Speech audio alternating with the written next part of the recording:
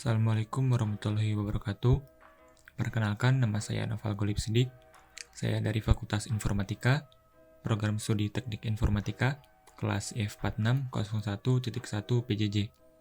Dan pada kesempatan kali ini, saya akan membawakan sebuah materi mengenai syariah ibadah sebagai pemenuhan tugas besar 1 mata kuliah Agama Islam. Nah, lalu apa saja sih yang akan kita bahas di dalam materi syariah ibadah kali ini? Secara garis besar, ada 6 materi atau 6 bahasan yang akan saya sampaikan.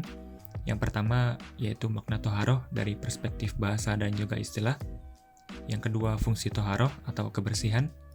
Yang ketiga, jenis-jenis najis. Yang keempat, arti sholat secara istilah dan maknanya secara bahasa. Yang kelima, makna puasa bagi umat Islam. Dan yang terakhir, makna haji dan juga umroh. Secara bahasa, toharoh artinya membersihkan kotoran, baik kotoran yang berwujud maupun yang tidak berwujud. Kemudian secara istilah, toharoh artinya menghilangkan hadas, najis, dan kotoran dari tubuh yang menyebabkan tidak sahnya ibadah lainnya, menggunakan air atau tanah yang bersih. Adapun beberapa fungsi toharoh secara umum antara lain, yang pertama mendapatkan cinta Allah Subhanahu wa Ta'ala. Yang kedua, sholat tidak diterima jika tidak disertai dengan bersuci.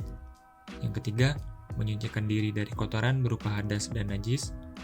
Yang keempat, sebagai syarat sahnya sholat dan ibadah seorang hamba. Yang kelima, untuk memelihara kesehatan jasmani. Dan yang keenam, dengan membersihkan badan dan benda yang lainnya dari najis ataupun kotoran, berarti membersihkan diri dari gangguan bibit penyakit dan zat-zat berbahaya lainnya yang merusak kesehatan tubuh, baik langsung maupun tidak langsung. Selanjutnya, adapun beberapa fungsi toharoh dalam kehidupan sehari-hari antara lain. Yang pertama, untuk membersihkan badan, pakaian, dan juga tempat dari hadas dan najis ketika hendak melaksanakan suatu ibadah.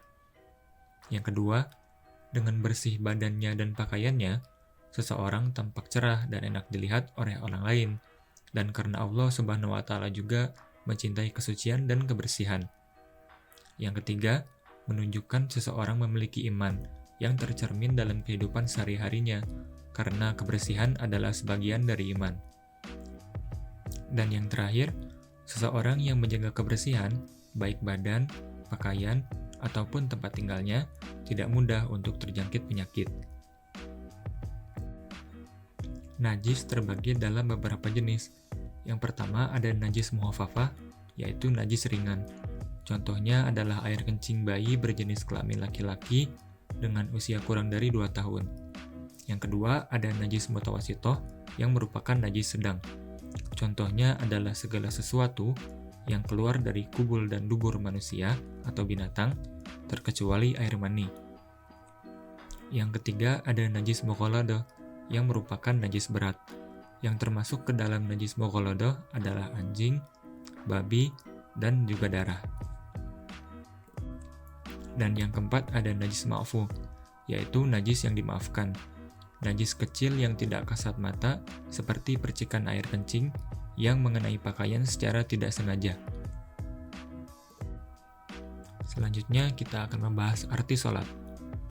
Sholat dari segi bahasa berarti doa, dan menurut istilah syara berarti ucapan dan pekerjaan yang dimulai dengan takbir dan diakhiri atau ditutup dengan salam dan dengan syarat-syarat tertentu. Kemudian, sholat diartikan sebagai suatu ibadah yang meliputi ucapan dan peragaan tubuh yang khusus, dimulai dengan takbir dan diakhiri dengan salam atau taslim. Selanjutnya, ada makna-makna dari puasa. Yang pertama, melatih diri untuk tetap bersyukur kepada Allah Subhanahu wa Ta'ala. Yang kedua, melatih disiplin terhadap waktu. Yang ketiga, mempererat silaturahmi dan meningkatkan kepedulian kepada sesama. Yang keempat, mencegah penyakit karena pola makan yang berlebihan. Yang kelima, melatih hidup sederhana. Yang keenam, melatih diri menjadi lebih tabah dan sabar.